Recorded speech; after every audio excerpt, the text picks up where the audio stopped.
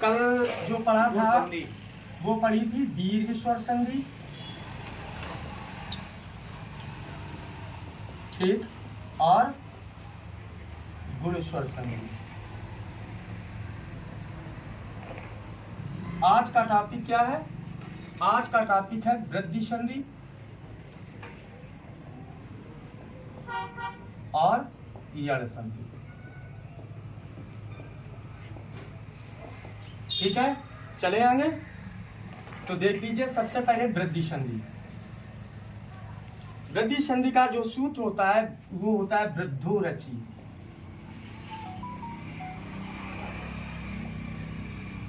वृद्धि संधि, इधर ध्यान दें। जैसे कल हमने बताया था आ बड़ा आ एक परिवार, ई बड़ी ई एक परिवार, ऊ बड़ा ऊ एक परिवार। अगर ये एक साथ संबंध बनाते हैं तो आपकी बनती थी दीर्घ स्वर संधि। दीर्घ स्वर संधि, क्लियर। जब आ के साथ ई का संबंध हो रहा था तो बन रहा था ए, और आ का जब ऊ के साथ संबंध हो रहा था तो बन रहा था ऊ। तब ये संधि हो रही थी तुम्हारी गुण। आज क्या है?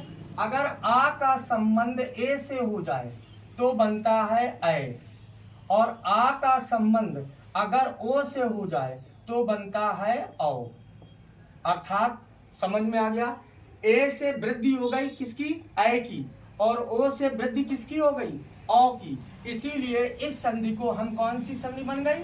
वृद्धि संधि। समझ में आया? अब इसका रूल्स क्या है? पहला नंबर, जैसे आ या बड़ा आ के साथ अगर ए या ऐ आ जाए तो बनता है तुम्हारा आ या ए के साथ क्या आ जाए? आ या बड़ा आ के साथ ए आ जाए या औ आ जाए तो बनता है तुम्हारा औ, और औ की ये लगती है मंत्र। समझ में आ रहा है? दूसरी चीज, आ या बड़ा आ के साथ अगर यहां आ जाए ओ या औ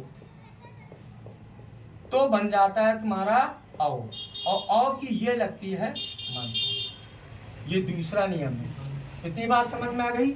जैसे इधर ध्यान देना, जैसे यहां आ जैसे लिख दिया जाए महा धनेश्वर, ठीक। अब देख लीजिए हा में बड़ा आ है, ये निकाल लिया, इसका ए बाहर निकाल लिया, आ धन ए मिलके क्या बन गया? ऐ, और ऐ की ये लगती है मंत्र। इतनी बात समझ में आ रही?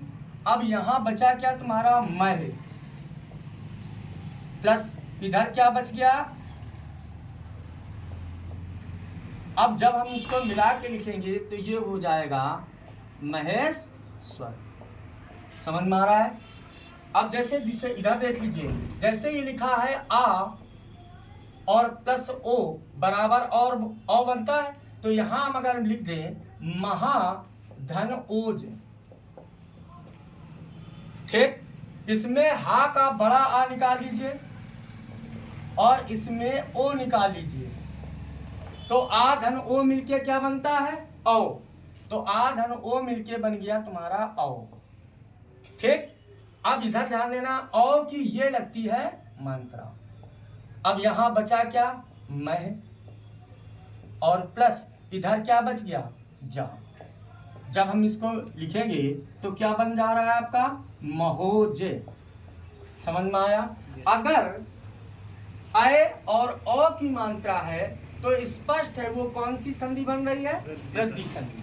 क्योंकि इधर ध्यान रखना, वृद्धि क्यों हो रही है?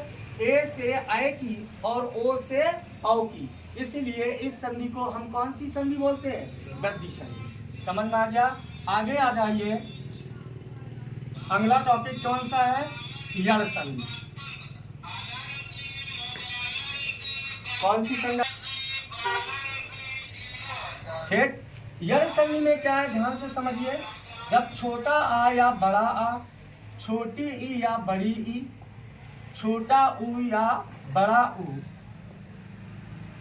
के साथ संबंध हो रहा था तो दीर्घ हो रही थी, ठीक। इसके बाद आ का संबंध ई से हो रहा था तो ए, आ का संबंध ऊ से हो रहा था तो ओ, तो ये बन रही थी तुम्हारी गुण संधि। अब आ का संबंध ए से हो रहा था तो ऐ, आ का संबंध अगर ओ से हो रहा था तो औ, ठीक, तो ये बन रही थी तुम्हारी वृद्धि। अब ध्यान रखना भैया, इधर ध्यान देना, अगर ई का संबंध किससे हो जाए, आ से, ई का संबंध अगर आ से हो जाए और ई का संबंध, ऊ का संबंध किससे हो जाए, आ से, ये जब आएगा, आ का संबंध अगर ई से हो रहा है तो तुम्हारा या बन जाएगा, और आ का संबंध अगर, मतलब ई का संबंध अगर आ से हो रहा है तो या बनेगा, और ऊ का संबंध अगर आ से हो जाए तो वा बनेगा। जैसे इधर देखिए नियम,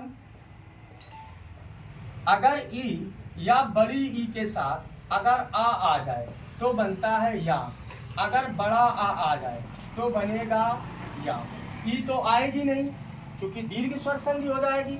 अगर ई के बाद आ गया ऊ तो बन जाएगा यू, ठीक।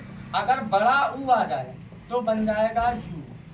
इसी प्रकार जैसे ही ये आते जाएंगे उसी प्रकार ये बढ़ता जाएगा, और या के ऊपर उसी की क्या लग जाएगी, मात्रा चढ़ जाएगी। दूसरा रूल्स क्या है, अगर ऊ या बड़े ऊ के साथ अगर आ जाए तो बन जाता है वा, अगर इसके साथ अगर बड़ा आ जाए तो बन जाता है वा, अगर इसके साथ ई आ जाए तो बन जाता है बी, अगर इसके साथ बड़ी ई आ जाए तो बन जाता है बी। ऊ आएगा नहीं, अगर ऊ और ऊ का संबंध हो गया तो ये तुम्हारी दीर्घ स्वर संधि बन जाएगी, तो ये आएगा नहीं। अगर ए आ जाए तो बन जाता है वे, अगर इसी प्रकार आगे की ओर हम चलते रहते हैं। जैसे जैसे उदाहरण समझ लीजिए, क्या, जैसे यहां मैंने लिख दिया रवि धन आनंद, ठीक। वा में छोटी की मात्रा है, इसको निकाल लीजिए, इसमें बड़ा आ निकाल लीजिए, और ई धन आ मिलके क्या बन गया, या। इतना याद रखना, जिसकी मात्रा निकलते तो भी मात्रा, जैसे छोटा की मात्रा ये लगती है, बड़ा की मात्रा ये लगती है, पूरी मात्रा जब डालेंगे तो आधा नंद लिख देंगे।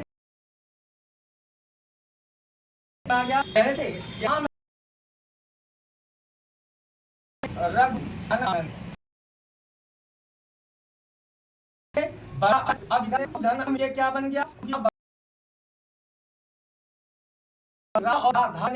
आधा रा,